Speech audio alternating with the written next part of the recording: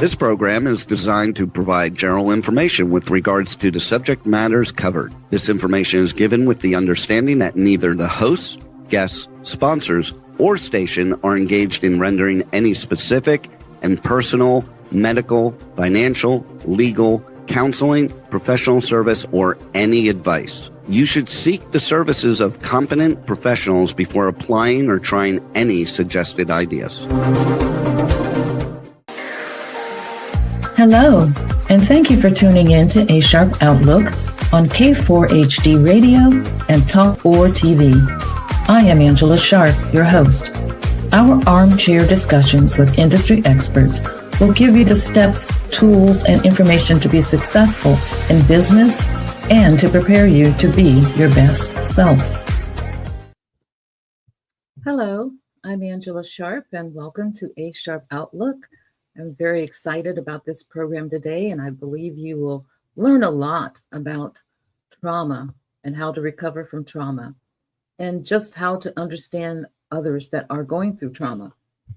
So welcome to our show, Trauma and Healing Forward. We're dedicated to providing insights, tools, and stories of resilience for those navigating a journey of trauma recovery.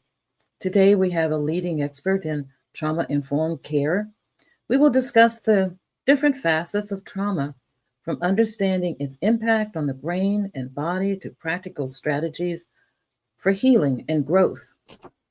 We're going to talk about also different types of trauma. Specifically, we want to also begin to talk about trauma that is cultural, a trauma that is historical, and how it can have impacts even on future generations. What is trauma? Let's begin by debunking myths and misconceptions by explaining the definition of trauma, which differentiates between different types. There's acute, chronic, complex. And when trying to analyze trauma, we need to understand how the brain and body responds, understanding the fight, flight, freeze, and fawn responses that take us to the physiological responses to trauma and how they manifest in daily life. There's a thing called cultural trauma. As a society, we need an understanding of collective wounds.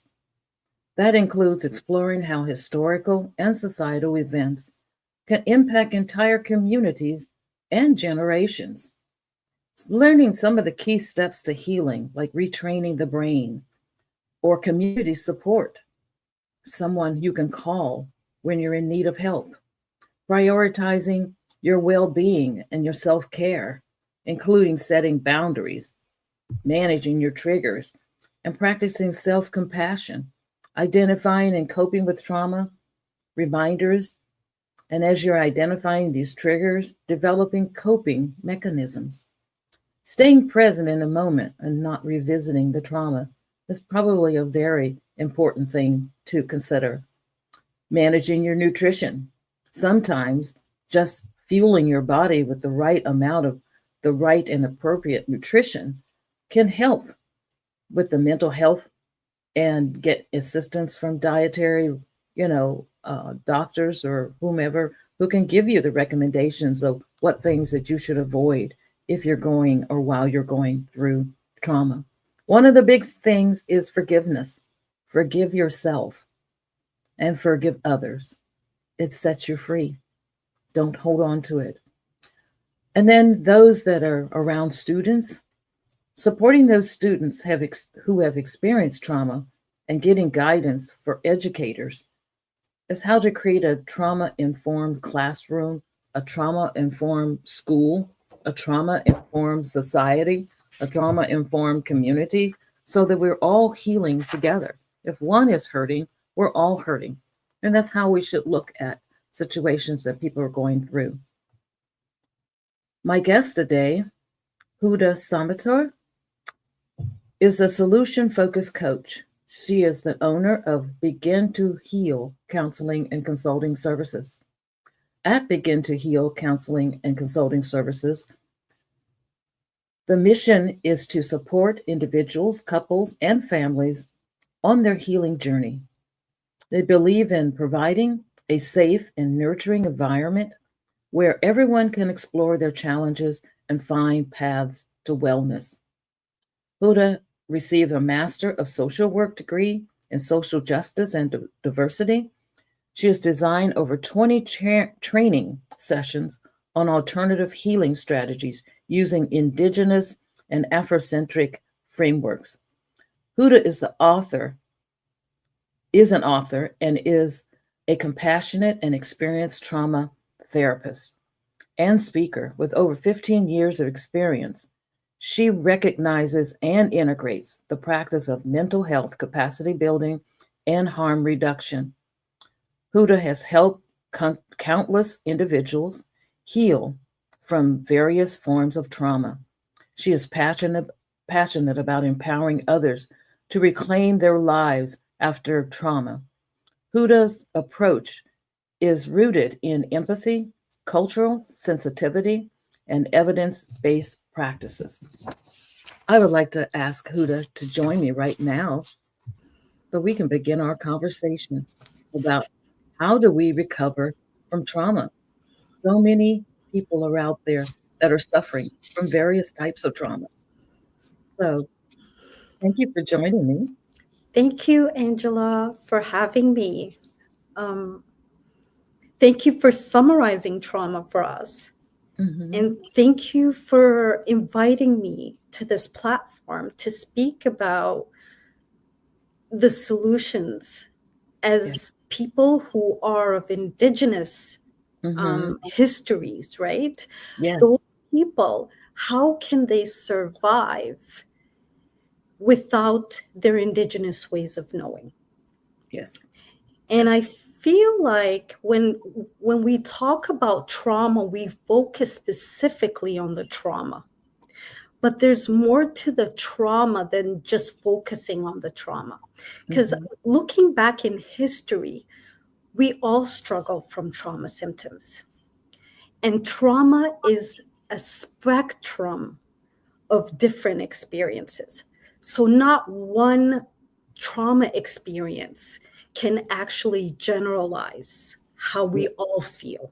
Mm-hmm. We all go through different stages of trauma, and it could happen during your childhood or it can happen in your adulthood. But it's self identified. And that's where I start the healing process from, is from that individual. Mm-hmm. But recently, I've looked at the way we support people who are clinicians, how we support clients who are of racialized descent, clients who actually focus in on the indigenous ways of knowing. How do we support them? And I realized that we as the clinicians are the center Mm-hmm. of this healing journey. Yes. It's not the person, it's the clinician who's the center. Yes. What you provide to your clients determines the outcome Yes. of their healing journey. If you are not versed in the way they think and feel, how can you support these individuals? Yes. Yes. I agree. I when I was preparing for this show, it took me back to the time when I was a foster parent. And when I first, prepared to be a foster parent, we went through different classes and different training and things like that. Well, the children that we were going to be caring for were native indigenous children. But everything that we were learning did not include their background or their traditions or the culture. So, me knowing how I am, I began the conversation and I said, we're missing a big subject here. We're missing a big issue here. And we need to consider these different things that are going on in their homes, in their lives, and even in society, as how they're treated by society also. We need to think about all that when we're talking about trying to care for these children. Um, and you have to have an understanding, or we're going to fail at what we're doing. And so they all sounded like they appreciated, but we had to have a few more conversations. because when I finally had children assigned to me, I looked at the file that had been put together by the social worker, and the things that were written down, I thought to myself, I can't handle these children. Oh my goodness, this is terrible. So I said, I better give it a chance because, I know sometimes people just write things and they don't really understand what's going on. I got 3 of the most wonderful children. They were all siblings. They were wonderful. They were beautiful. And so I had to go back. I went back to the social work agency, and we had a strong conversation. I said, do you know what you just did in this file? Do you know these things that you wrote? This is not the children that are in my home. I don't know who this is that you wrote about, but they're not the children in my home. And you have to understand you're giving this to strangers who don't know the children or what they're doing. And you're giving them, perceptions that are going to make it very difficult for that child to heal, for this child to be comfortable, or for this child to want to be in that home. So you need to be careful about this because this here is inappropriate. 100%. 100%. And yeah, they had to accept that. And I said, and stop the medication, would you? Because I'm not medicating them. Yes.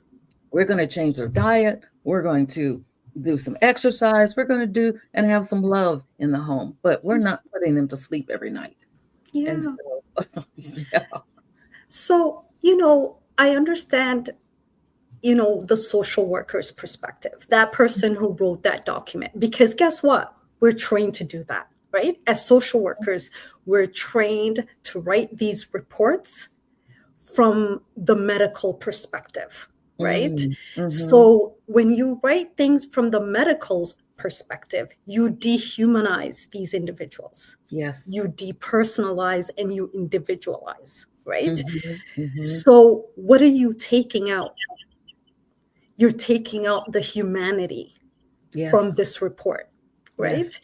And this is how we're trained. And our training, I'm not saying it's something negative. I'm saying this is how we're trained in terms of how to do the reports.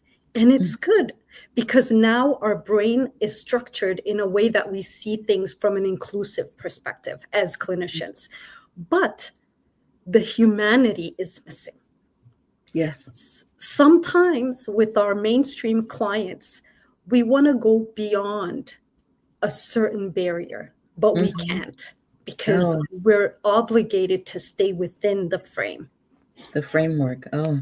Right? So you want to go beyond. You want to kind of focus in on that person's other aspects of healing. But you can't with a lot of the mainstream clients because this is not how they function. And so you're restricted. But people who are of racialized descent, people who practice the indigenous ways of knowing, now there's more clinicians available to practice from their perspective, from their understanding. And so I am really excited about the change and how people are now able to access clinicians who can provide a holistic approach to supporting, right? And provide them with the coping strategies that they need rather than just focusing on the mainstream's ways of knowing. There was this guy, he was of racialized descent, and I always remember him. It's been years since I supported him, but he was obsessed with this individual that worked at McDonald's, completely obsessed. So that individual would call the police, he would get arrested, and then he would do the same thing over and over again. So I advocated for him because he needed more clinical support rather than being just in the criminal system. And so what I see is that a lot of mainstream organizations don't understand the cultural aspects of why individuals are doing what they're doing. So this guy felt like he was connected spiritually with this specific individual that worked at McDonald's. Mm-hmm. So if he got the right person, the situation would have been different, Right. because they would have understood him from Mhm. his cultural ways of knowing. Yes. But Yes. they didn't, so they criminalized him. And that's Mhm. what I see a lot, is that people are criminalized instead of providing with the right solution. Yes. Yes. And especially, like you said, we're talking about indigenous, individuals, and you have, a clinician that does not know anything about uh, that particular lifestyle, what their spiritual beliefs are, even the structure of their home. You know, what do they call their parents, and what do they call their grandparents? Like I said, they were native indigenous, and I didn't bring them in and have them call me mom. I'm not your mom. You have a mom, and I didn't want to make them feel I didn't respect that they did have a mom. I said, call me grandma, because I know in Native culture, everybody can be auntie and grandma, any elder that is helping or caring or something like that. So they called me grandma, and we just got along beautifully. And I explained it to the group of foster parents when we would have our meetings. Stop trying to fort because they would complain that they're not calling me mom. You're not their mother. Stop treating them. It's disrespectful for you to make these children call you mom when they have a mother, as if you have just tossed their parent away. Yes, their parents going through some issues. Yes, those parents, need some counseling, need some treatment, but they still exist. So don't, and especially when you're trying to force them. If it comes naturally, that's one thing. But if it doesn't, then stop doing that. It's so wrong, and you don't understand the culture and what you're doing to them when you are just trying to toss away family members, like they don't exist. And so, there's just, little things like that they need to understand. If you're going to be taking indigenous people in, you need to get some books or have someone go and be involved and see what's going on, in their communities, because you can't call Mhm. things evil when you don't understand it. You can't call things bad when you don't even know what it is. Yeah. uh, these things are, you're bringing on your perspective, but you haven't been exposed to anything else but your backyard. Yes. Now you're trying to force them to be that, and you can't. And yes, you're going to end up a conflict because they're still fighting to keep their identity, you Yes. know. And so it's yeah, it's I And understand it's, what you're saying. yeah. And it's not, sometimes we forget, right? Mhm. We think about the mind and we think about the heart, Yes. but we forget about our genes, our Hmm. genetics. Yes. Our genes are connected to our ancestors. Hmm. So Hmm. how we heal is also connected to our ancestors. Yes. Yes. And so if we heal in the wrong way, it actually can cause a negative effect on our body and on our mind. Yes. So anything that goes against our healing, anything that is of something that we're not used to, um, can impact how we holistically heal as Hmm. human beings. So if we disconnect from that, and a lot of like new immigrants, a lot of people who are first generation immigrants, feel that they sometimes have to abide by the ways of this country, Hmm. and so they lose that connection with their ancestors, with Yeah. their knowledge base from their tradition, culture, and religion. They Yeah. disconnect from that. So you see a lot of people who are having trauma symptoms, not because they've been impacted in certain ways, but because they've disconnected from what they know, what their body needs. There's a term called acculturation that was introduced to me by a professor, a Somali professor who teaches in the University of Minnesota. So she introduced me to this term called acculturation. And acculturation is having two different perspectives in the household. So one that's connected to the mainstream ways of knowing and one that's connected to the indigenous ways of knowing. And so those two are clashing. No one's teaching them to unite based on the indigenous ways of knowing, right? Yeah. Based on their ways of knowing. So these children disconnected from their roots, from their ways. And then you see them not being functional in society.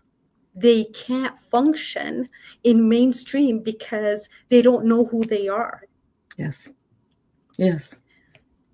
Yes, that's really true. And that's an internal struggle that they're fighting besides anything else that might be impacting them. Because, everyone even now is still trying to figure out, who am I? Where did I come from? Who are my ancestors? Especially those that, were brought here, historically were brought here on ships to become slaves. They're still trying to identify, who am I? But yet there's something in the DNA that's still calling. You have a family, you have ancestors, you have this, and that causes a lot of confusion inside, when you have been taught so many other things about that society, and now you're trying to connect to it. Now you don't know where your allegiance is. I'm not sure if they can merge. I think they can probably merge, but it has to be something that's acceptable to merge the cultures together. Why not respect both of them? Why do we have to say you have to be like me? I don't think so. I think when the Creator created humans, He made them different. Yeah. Look at everything that's out there. If He wanted everything the same, we'd have one type of bird, one type of tree, one type of fish. We would get bored with life. Variety is the spice of life. Yep. And He made things so that there's variety. And we are considered a variety of what He has created. And accepting, that we all are different, and learning from each other's differences is really important. Yeah. And is very special. I enjoy learning about other cultures. And I think just sharing all of that information, in fact, I'll be honest, if we related more with each other, we wouldn't have any diseases in the world, because there's so many indigenous that have so many things that they already have passed through in their culture and in their teachings and in their healing teachings, that a tea here, a root there, a fruit here. And I'll tell you, we wouldn't have diseases. But because we challenge one another instead of communicating with one another, no one's sharing. And so guess what? The rest of everybody else is suffering with things they don't need because we can't talk. Yeah. That doesn't make sense to me.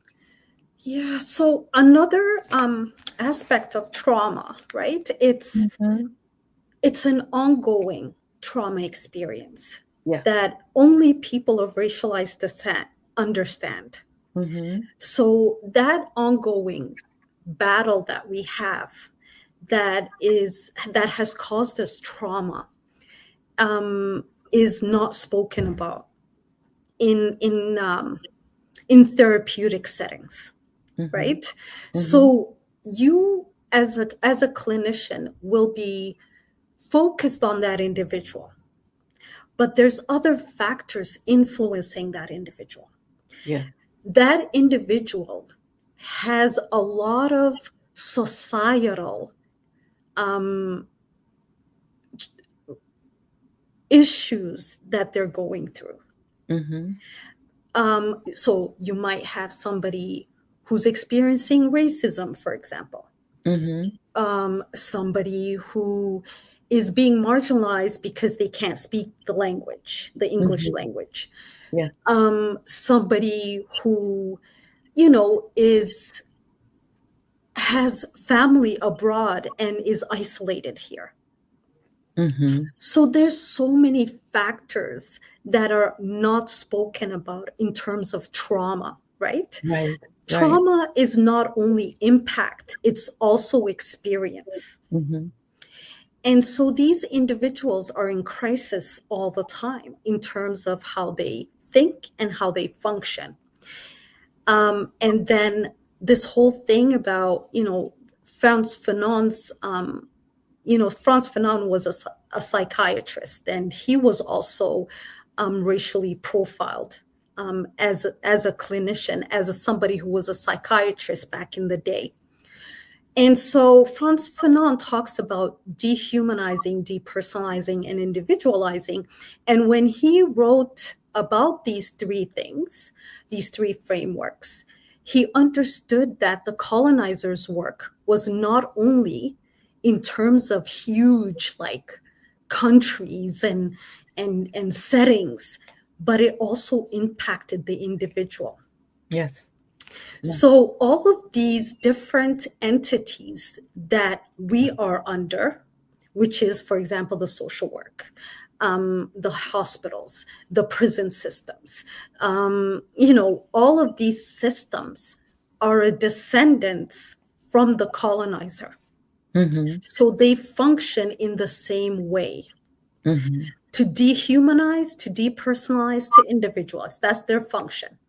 So how are these systems able to help us heal unless we formulate something parallel to these systems? So that is what the indigenous ways of knowing is. It's a parallel system to the Eurocentric system. Right. And even though it's hard for us to merge the two, we do it in a way that we find that the Eurocentric system structure, we can use that structure, but use this framework to help our clients heal. And now, in Canada and the United States, more and more people are understanding that we need to heal our people, our racialized people, using different ways of knowing. So it's hard, Angela. Oh, I'm sure it's. There's a movie out called Sugarcane. It's a documentary, and I watched it last night, and it's a story about the residential schools in Canada and the abuses and different things that went on for all of those children. And I had 3 generations that were talking about that had gone to the schools, or they were birthed at the schools, or, their parents had gone, grandparents had been there, whatever. And just even going to the point of even trying to do reconciliation, it was so hard because the trauma was so deep and had been ignored for such a long time. One word, I'm sorry, wasn't going to be enough. There was too much that had gone on. And unless we understand, like you said, put the humanity back, I don't know what happened that we just we're human beings. Why are we trying to treat people like we would our animals? We are human beings. And so when we take that out, we just lose the whole concept of actually reaching their inner being, which is what we should be doing. And I watched that. I cried almost through the whole documentary because it was to see these elder people still struggling to be whole, still struggling to to be free. That was heartbreaking. Yeah. And so, It, yeah, there's it a is it lot. is heartbreaking, and I'm gonna share a secret with you. Hmm. I feel like all clinicians should start out working in crisis first before they're clinicians.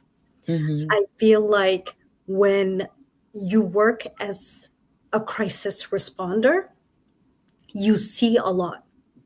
You Hmm. see a lot of trauma. You see people that can't afford, um, counseling or therapy. You see people who are struggling with alcoholism. You see Hmm. people who have family dynamics that are unhealthy. You see a lot of rape victims. Hmm. And most of these people now that access crisis are racialized people. Yes. They're the same people you're talking about, actually. Hmm. Hmm. And because they've been dehumanized at a Hmm. very young age, they're looking for other ways to heal, negative ways to heal. Hmm. So alcoholism is part of those that negative ways. They gravitate towards that, Yes. right? And so what do we do with these type of people that are struggling? Oh, Yeah. go to rehab, right? Hmm. Go to detox. Go and access counseling. But what they really need is to find themselves, Yeah. because they're trying to gain some sort of happiness, satisfaction through these Mhm. negative coping strategies, Yeah. Yeah. but they don't know themselves. Yeah. I had uncles that they had gone to the military. I know being in war, it was in World War II. Being in war is very difficult. But then there were a lot of things they were coping with. I didn't find out until I was much older. Um, and I'm saddened because they became alcoholics, brilliant men, mathematicians, and one worked at NASA. I mean, brilliant, intelligent, but they drank, and I think it was to cope with the war, and then what happened when they came back from the war, and the broken promises that they did not get the benefits that they were promised because they were indigenous. And I watched them not be who I knew they could be. And I didn't understand because I was the baby of the family. So I didn't understand. I just saw them. But my mother was always loving, never judgmental, very understanding. You just needed to clean up before you came, but they would come by the house and she would feed them a warm meal and make sure that they were taken care of. Um, but I watched that, and it made me go to the alcohol and drug treatment centers and counsel and work with them and talk with them and share with them and learn more so that I had a better understanding about my own family members and helping them understand. And it is a coping method of they're trying to deaden the pain is what they're trying to do. And I'm not a therapist. I just have watched this for numerous years as being a child growing up and then even working at the treatment centers.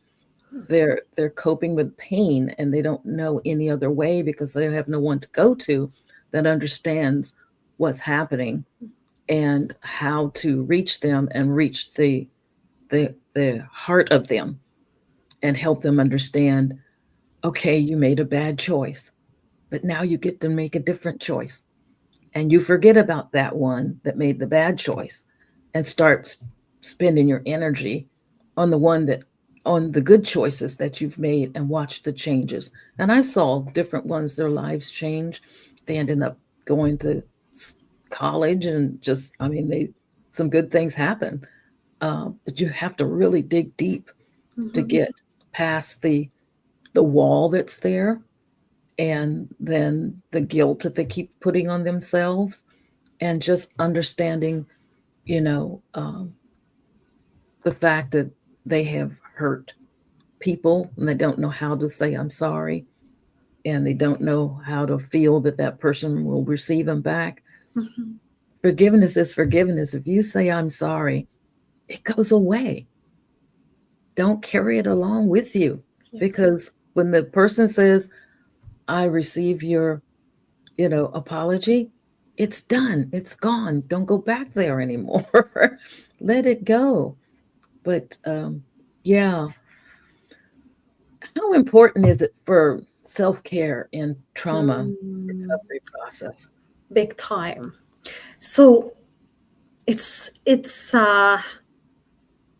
my language when I'm speaking to individuals and I'm doing counseling with them. It's emotion. It's okay. So we have cognition and then we have emotional intelligence. So I use a lot of my emotional intelligence during counseling sessions because I feel like that's first of all, that's who I am. And I feel like I can get a lot of people to understand where I'm coming from when I use my emotional intelligence than when I just focusing on my cognition. And so I came up with 3 strategies when I'm providing support to people. And this is across the board. This is what people are missing. Number 1 is self-care. Mm-hmm. Anybody who is struggling to heal is lacking in self-care. Number 2 is journaling. Number 3 is setting healthy boundaries, right? So when I was young, I watched a lot of Disney movies. Mm-hmm. Disney. So I'm one of those people. I like to get down to the nitty gritty. Like, why did Disney come up with happily ever after endings, right? Mm-hmm. And I was like, what is the satisfaction people get from happily ever after endings, right? Mm-hmm. And so I thought about it and I said, the reason why is that the brain needs to close that toxic conversation that it's having in its head. Mm-hmm. So remember, Disney talks about a lot of like struggles in Mm-hmm. those kids' movies. And then towards the end, he gives us happily ever after. Mm-hmm. And Mm-hmm. this is what our brain needs. It needs happily ever after. Journaling is good for that. Mm-hmm. So even though it's not real, the brain can't understand real from unreal. Mm-hmm. So you close that conversation that's happening in your head by writing down a happily ever after ending. So Mm-hmm. let's say you blame your mom for all this toxicity that happened to you, and your mom is no longer here, like she passed away, Mm-hmm. and you still live with that pain, right? You give yourself that happily ever after ending, and the brain closes that conversation because that's what the brain knows. 2, self-care. Self-care is our emotional fuel. If Mm-hmm. you survive your day-to-day activities, you need to give yourself self-care. So I prescribe myself 3 self-cares a day, meaning that I would do random things like watch Netflix or go for a walk. There's these group of Italian elders at the mall, and I'm like, they're the typical example of self-care. They come with their desserts and their coffee, and they talk for 2 hours. And then they pick up their garbage and they go home. That's their self-care. Every day, if I ever go to the mall, I will see them. 20 folks, half Mm-hmm. sit at one corner, the other half. So Angela, the men sit at one corner and then the women sit, so because the conversations are not the same, right? Right. Right. So self-care, whatever self-care that you are doing is the self-care that's going to work for you. Right. Right. Self-care is, guess what? When a child is young, they understand self-care. They automatically gravitate towards self-care. They go bike riding, they do all kinds of activities. But Mm-hmm. as we grow up, we forget about self-care. In order for you to heal holistically, you need to engage in self-care. People who don't engage in self-care are the ones you see crying chronically, sporadically, crying all the time, having chronic illnesses as a result of lack of self-care. All these chronic illnesses that we struggle with is as a result of lack of self-care. Mm-hmm. And the Hmm. last one is boundaries. And, I won't get into boundaries because boundaries are, they're self-identified and individual, Mm-hmm. based on the person's needs. But the other two, very important. You want to get rid of toxic conversations happening in your head? Journal. You want to gain emotional fuel, just like a car needs fuel? Engage in self-care. Okay. I'm going to pick up some of those. I can see where I can just drive myself and I'm not taking that time out for me.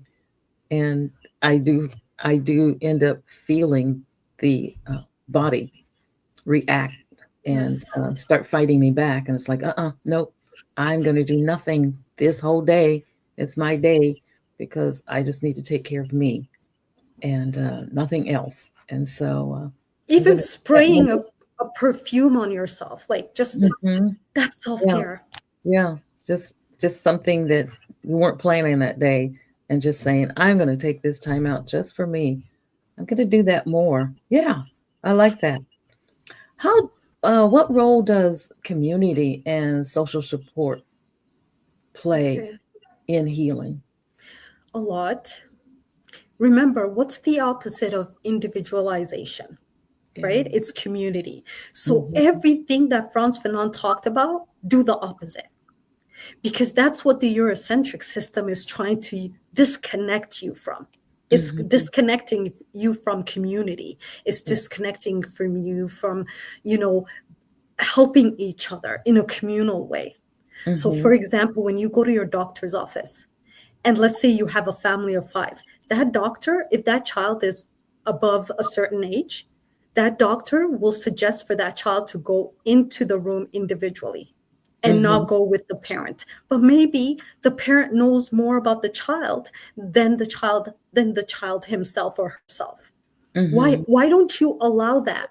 Why don't you allow this child to go in there with the parent, even Right. though he or she is 20 or 19 or 18, right? Mm-hmm. Mm-hmm.